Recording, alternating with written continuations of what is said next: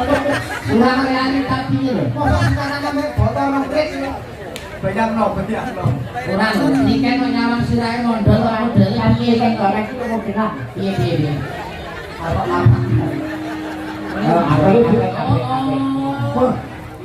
iya.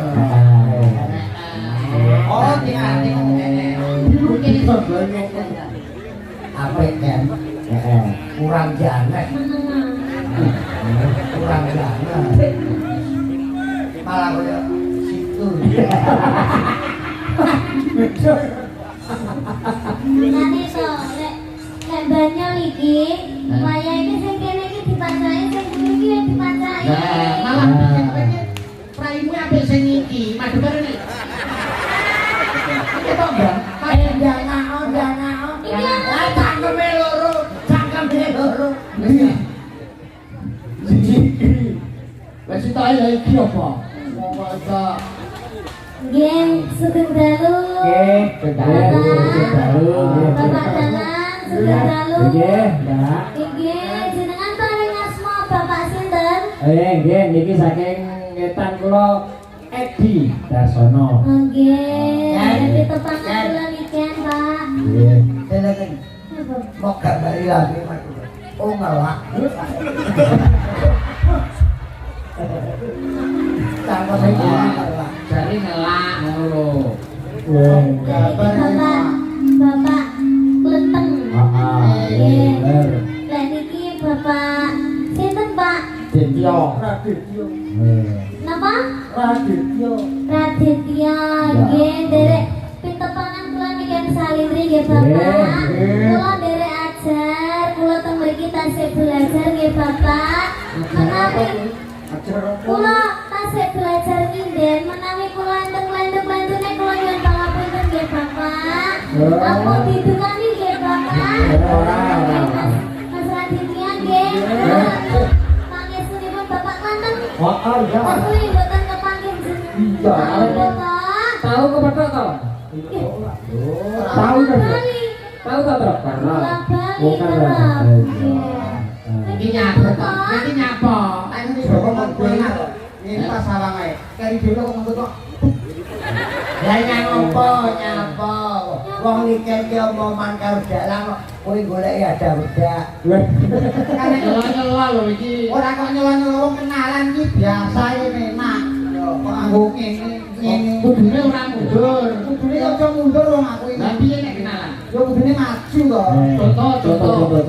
Pun Pak Dalang. Sampun. Tak sami sae, Pak. Mugi-mugi tambah laris. Pamane karo Mbak Niken, dan pamane. Mbak Niken. Pripun kabar? Sehat. Niken iki meneng dikira seneng. Lah, asline Mikir kok iso mikir, Mbak? rumah sakit Widodo rak cerdak. Ayo mondol kok gejala stroke. Rumah samu senang, Mbak Niken bangunane rumah samu senang. Mendek atau mendek ibadah ndasin. Itu yang ngerti lo kalau mundur, ingat-ingat kalau proses. Lah nek karo Mas Pelok nuwun sewu mbok jejer. Paling kok ibaratnya kaya Dimas Diajeng Kabupaten Ngawi. Dimas Diajeng lah iki coba dengar. Niki lho. Baik, lho niki termasuk Dimas Diamput. Ora diampuk. Diantuk. Ora lek ngono kuwi iki dinane iki dina riyaya. Lah. Kudune saling memaafkan. Saling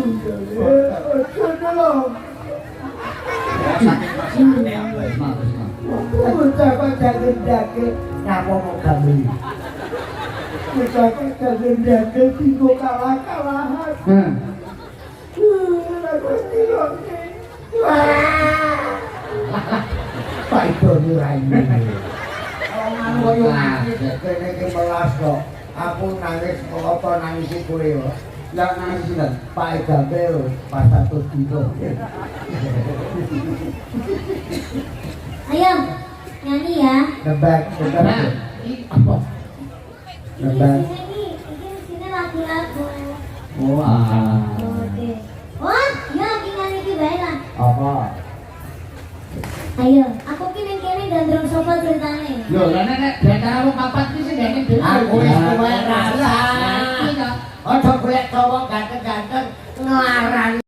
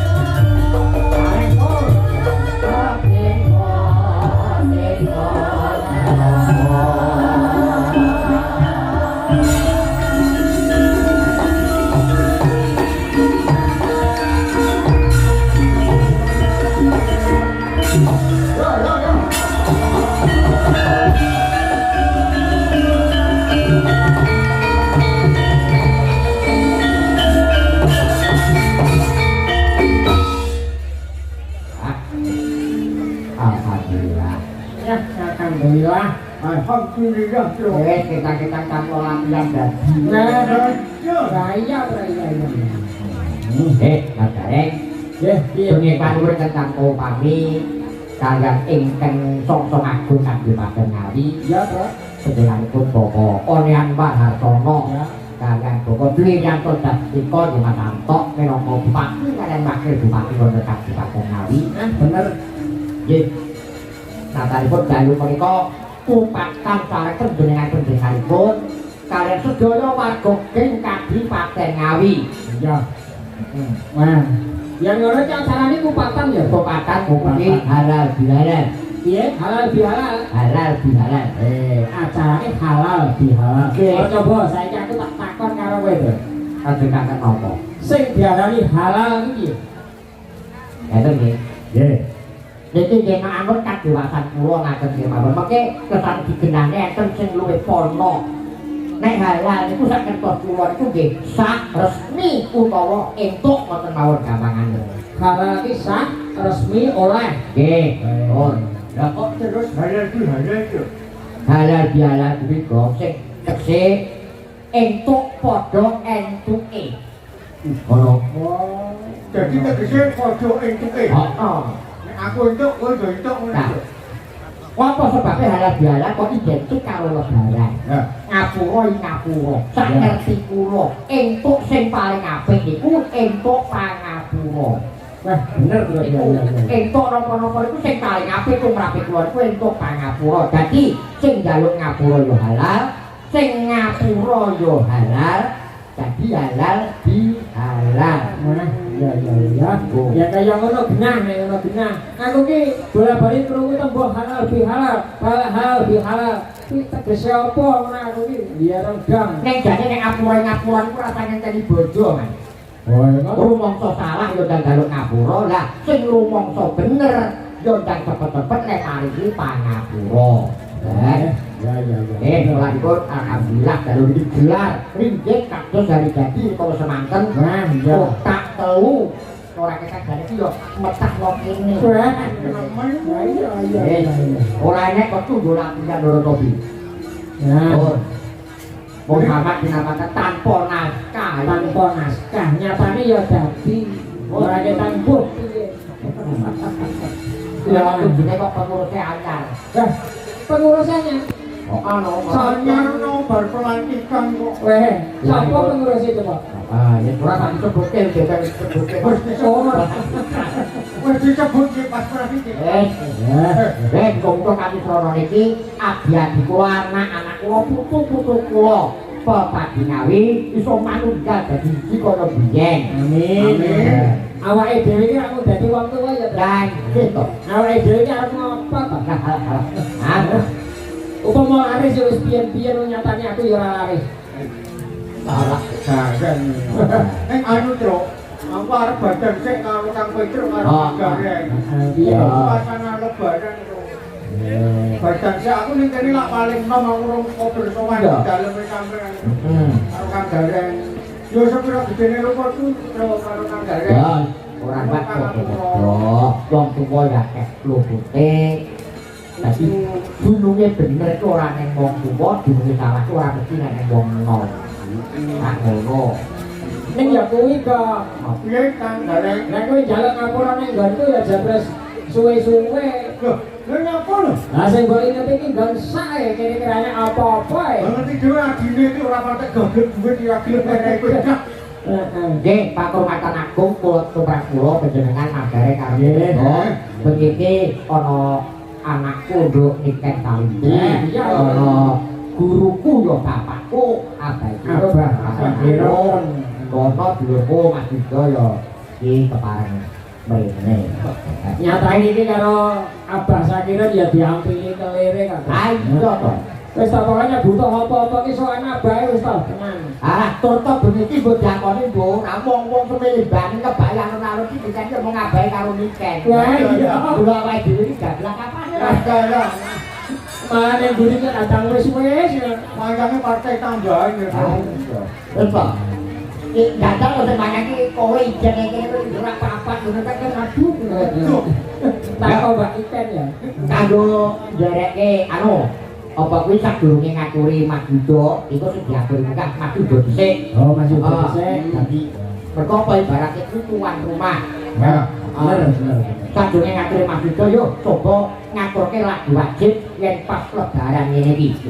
Ana lagune iki. Lagune apa to? Lagune judulnya Idul Fitri karyane dulur tuwa Mas Juntung Darmoyo. Iya. Iki dia nek bawane.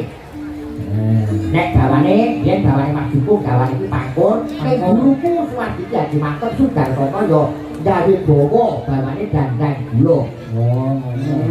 Oh. Lojari raya Idul Fitri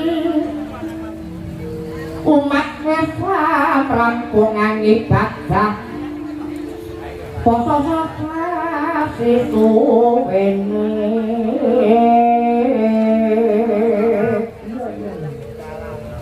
kameper hawa nafsu mung gayuk suci ning diri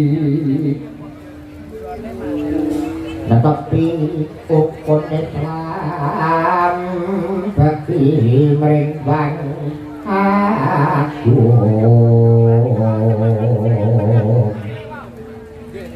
terus ono halal bihalal di ngapura toko samaning dumadi aran adrumi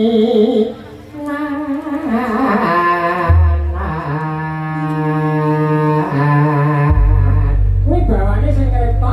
guruku Suwardi Haji Mantep Sudarsono. Haji Mantep Sudarsono. Dandang gana yo.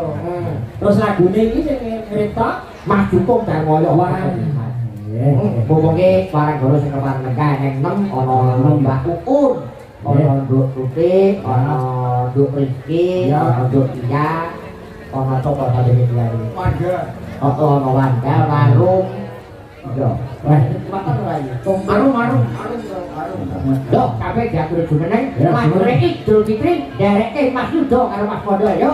Ya. Yo, Mas Yuda yo.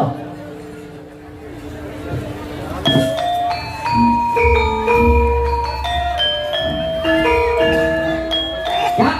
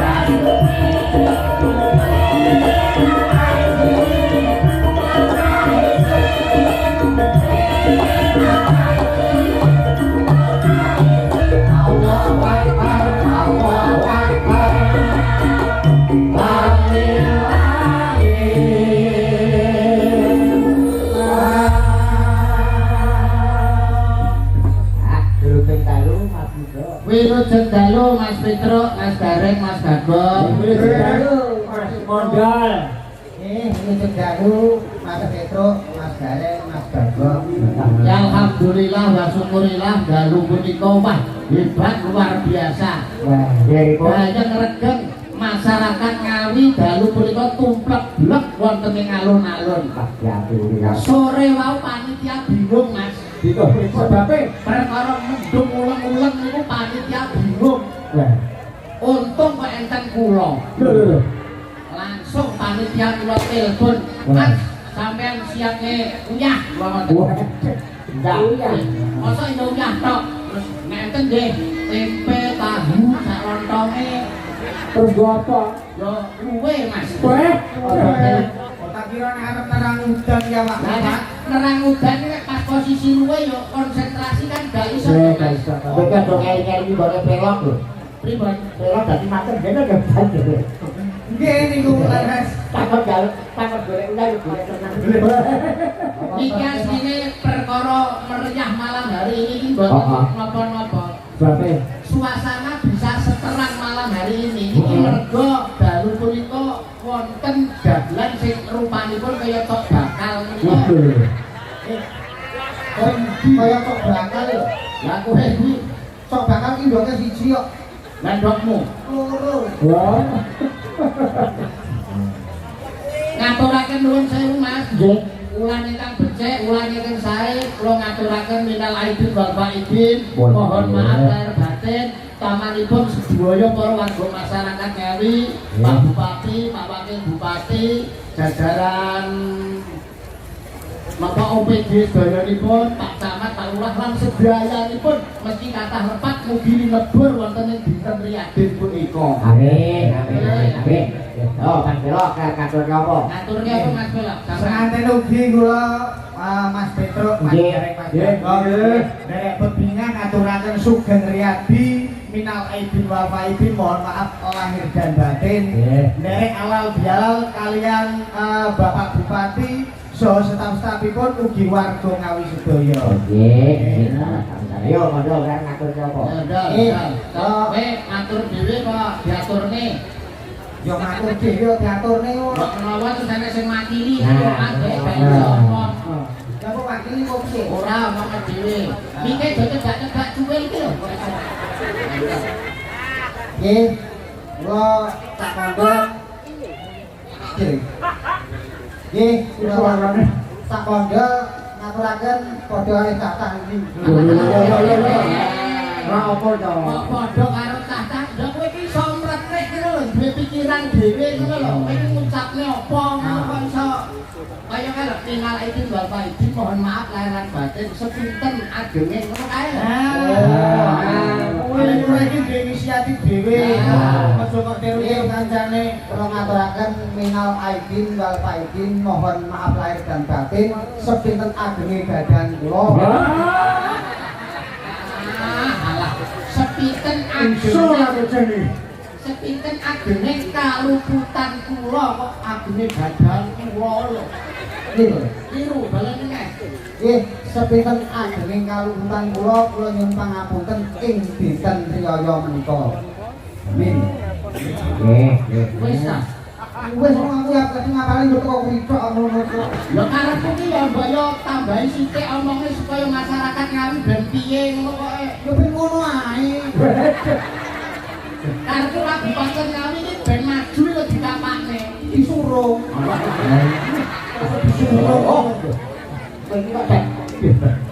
Ngene. Pas mondho. Dalu iki nggih dirawungi Pak Onik, dirawungi Pak Anto, Pak Bupati, Pak Wakil Bupati iki aja misi-misi dhewe iki wong Ngawi lho. Mbok yo kowe iki iso ngekeki nggon Pak Onik lho. Monggo yo sak lombaane ngono iki. Sak lomba alun-alun iki. Ini lho Mas Kondo maksude. Moh aku tau ngene dompet ilang. Dompet ilang. Maksude awakmu ning kene piye carane nglenggahno para tamu iki piye lah ngono? Apa butuh setro kae karo lungguh dhewe? Angel lho maksude. Masyarakate ben piye ngono lho. Ben ngono ae. Ngawi iki ben maju dikapakne. Disuruh. Angel ngomong karo mondho iki angel. Angel lho, angel. Angel yo rasa digarap. kuwi. Bisa suwe-suwe kok ae. Ngene lho panggung iki ben ketok piye ya ben ketok urip piye kuwi. Oh, dijoki bensin aku diobok. Murut ini. Tegese urip ki suasanane ben ketok gayeng, ben ketok gundhek, ben ketok rame. Ngono lho. Lah nek awake dhewe nuwun sewu nggih Mas, tentang nggih. Cara panjenengan kula Mas Mondol ku nek ibarate cara seniman kan isih junior. Nah, junior. Nek nuwun sewu ya ngomongke bab halal bihalal utawa bab kepatan ya nyuwun pangapunten enek sing luwih pokok ana sing luwih senior tapi tesih tengah gap niki Mas. Oh, nggih kekan kira-kira. Telepon Wah, ya. Telepon kok sapa? telepon mau nganggap-nganggap mbok menawa. Wah. Masih yang berkontornya kok ya, Mas? Nggih, Dik. Iki tau saking Surabaya. Karo Ibu Gubernur, karo Ibu Kofifa. Pak Gubernur. Iki halal bihalal Mas Joko. Nggih, panyusun halal bihalal. Iki tradisi sing anane ya ning Indonesia, sing anane ning Nuswantara, ora ana ning negara liya. Iya. Tradisi halal bihalal ini asli produk dari Kiai Nusantara dari Indonesia Mas Joko. Termasuk murid kan. Nah, nggih. Lanipun nek dipun uri-uri kudu dilestareke, paling ora awake dhewe kudu bisa nyengkuyung supaya bagaimana halal bihalal ini tetep anak putu iso mengenang. Ngono. Ya ngono to. Yo, jadi tradisi ini ora iso ilang ning Indonesia Malaysia ya ora ono cara ngono iki ora ono. Nah, Iki malah iso-iso negara liya-liya itu malah di Indonesia iso. saged mawon nggih. Akhirnya kono melu kene mergo apa? Iki budaya kuwi angen-angen sing babar kaendahan tumuju ning kerukunan. Ya toh? Dadi iso iki iso ditiru negara liya kok saged. Oh, Indonesia menika sugih yenipun budaya kok Mas. Bawone Wong tembunge ndae mawon rumpun caraning bangsa dumunung ana luhuring budaya. Kebesaran, kemegahan, kehebatan sebuah bangsa bisa dilihat dari budayanya.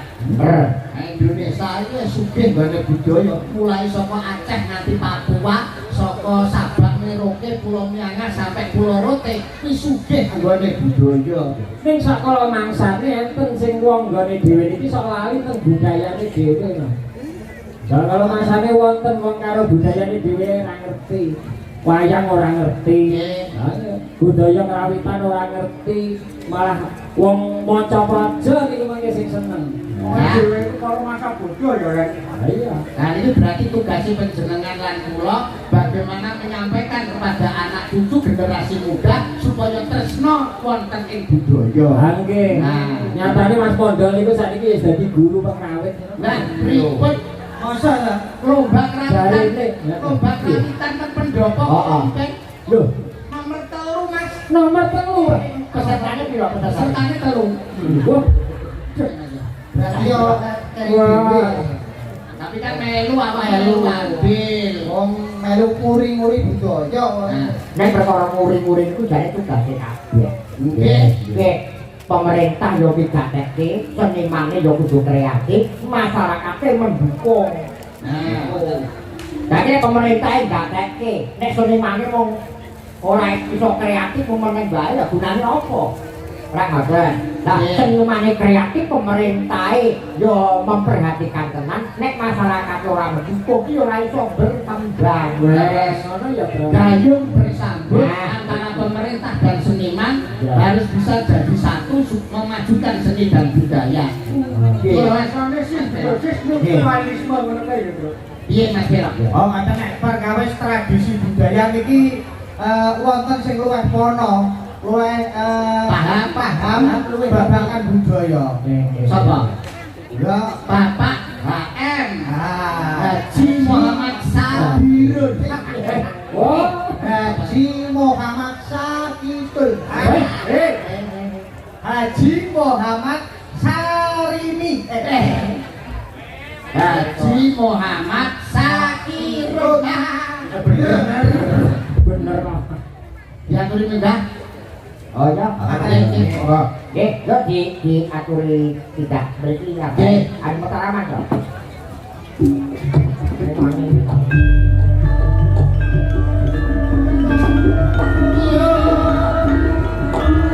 Nah,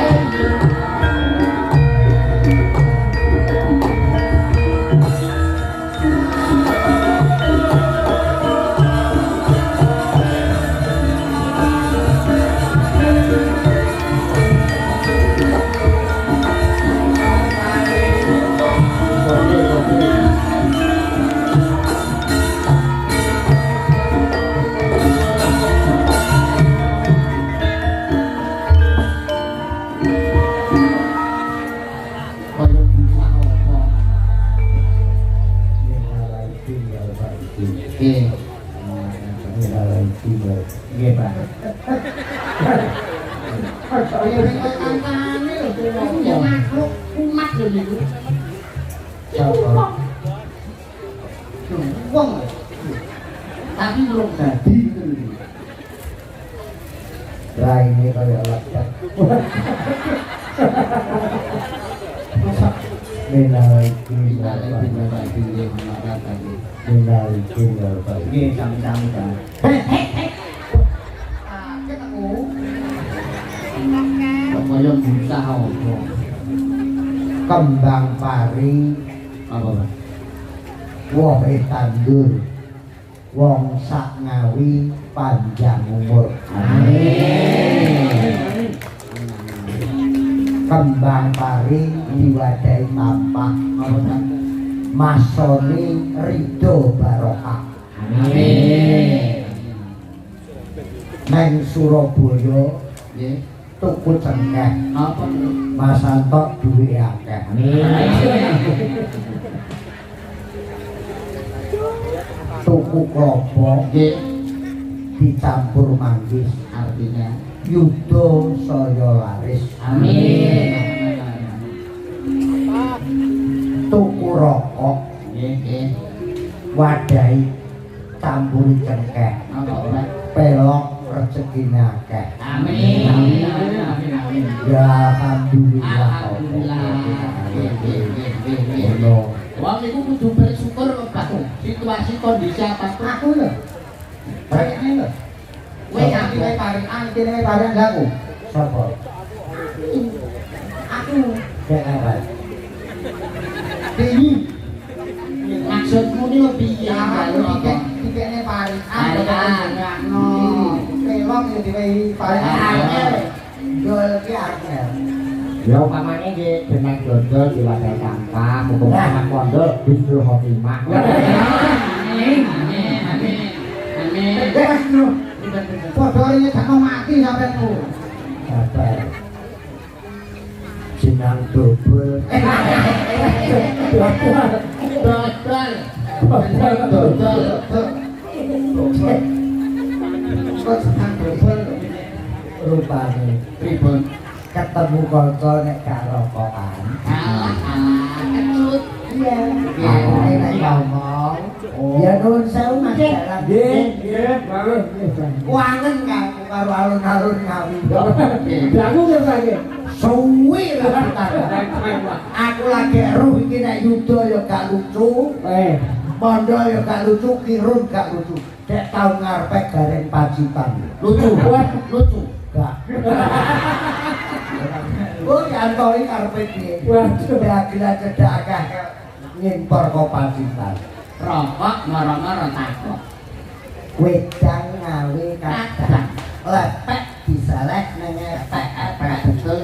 Cangkir dicencang ana pikir. Leres. Kopi kumpaking pikir. Cocok. Jelas. Nek tugel gak kena bilas. Nek jelas. Jejel gelas ngono ya. Ora ndak kok gua.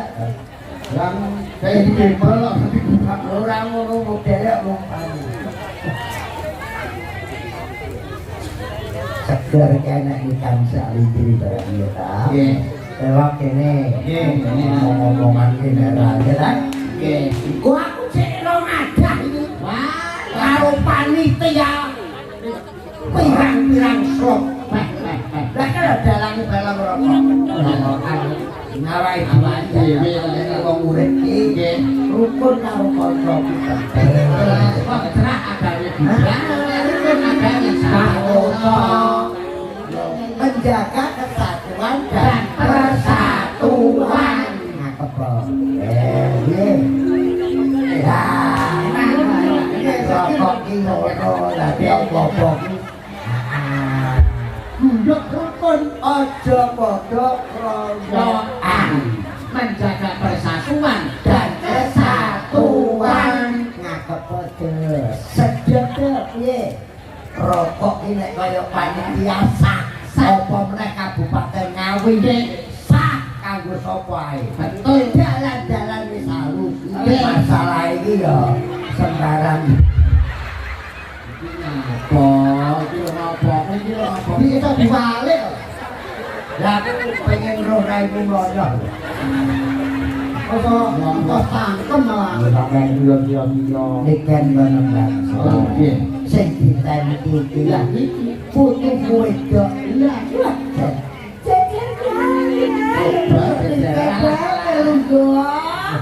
ya, Yang kuwi kok jumlah. mesti lugu. Jika sekali. Kan lugu sendiri. Menjar. Aku ya lagi alhamdulillah ini sama kok jadi nyekar nang kuburan. Pengen kok yo ngerti lari raine koyo maisan. Ngawur nek kok maisan. Iki ngono kijik. Oh iki yo ngawur Apa? Iki ngono tahu bulan. Pak Adok men Banyak ini kedak-kedak. Banyak aku ki dudu main aku Silae muni. Banyak Lembut. Ganti Boten. ada pin. Ajaib. Ajaib. Ajaib silae ajaib. Ajaib. Betok asal ekono telo ndas murempuk ringko bayaran piro. Jadi kurang ajar sing jatuh ke cangkeme. Aduh. Waduh berapa lho? Model iki abangku ngono dikatane nganggo botol lho iki. Putus.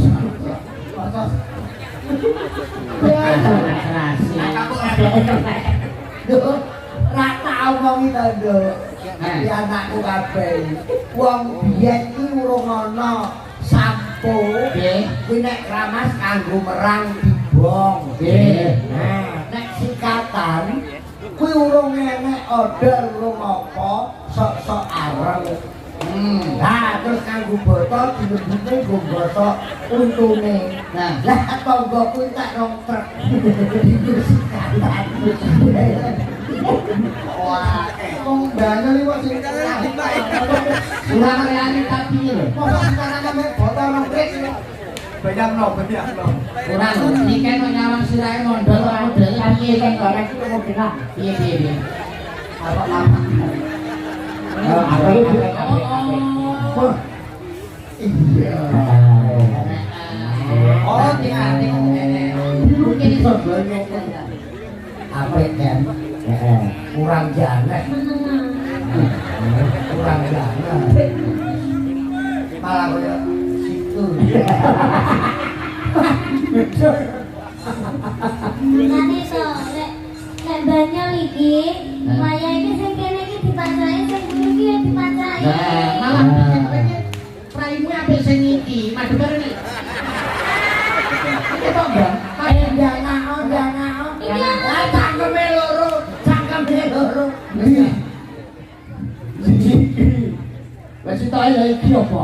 Wong kok Nggih, sugeng dalu. Nggih, Bapak dalang, sugeng dalu. Nggih, Mbak. Nggih, jenengan paring asma Bapak sinten? Nggih, niki saking ngetan kula Edi Dasono. Nggih, jadi tepakan kula niken, Pak. Nggih.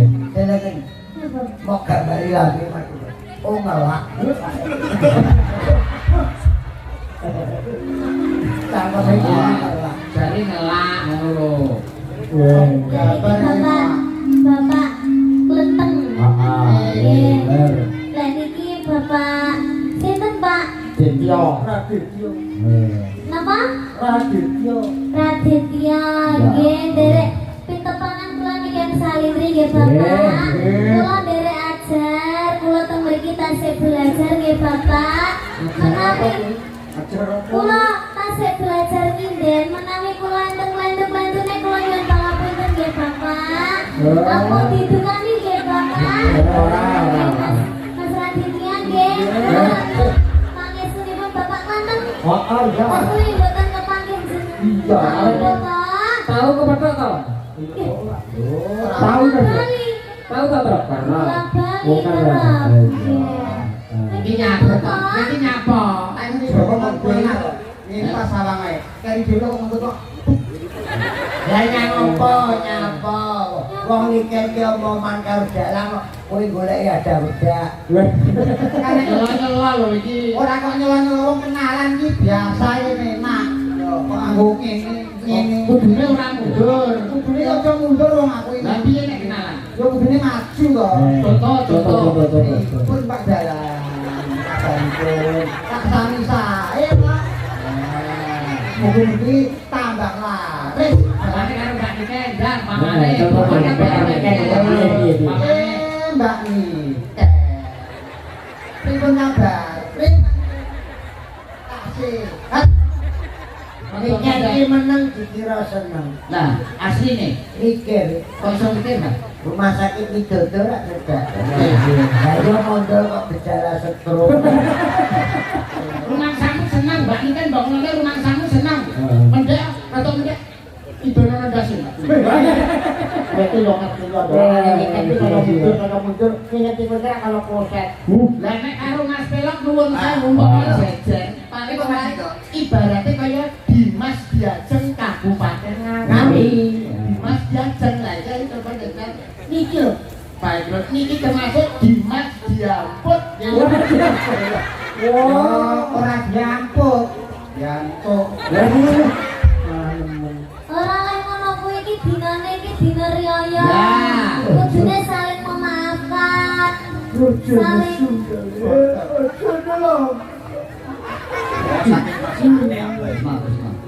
Ucapa jaget-jaget ngapa mau kami.